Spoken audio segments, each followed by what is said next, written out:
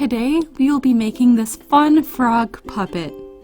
You will need one 8.5 by 11 inch sheet of green paper, one small scrap of white paper, one small scrap piece of red paper, scissors, a black marker, and glue. To make the puppet, fold the green piece of paper in thirds lengthwise. Fold one of the thirds down and put glue on the flap. Press down the top fold over the glue, making the paper into a tube-like shape. Now fold it in half lengthwise.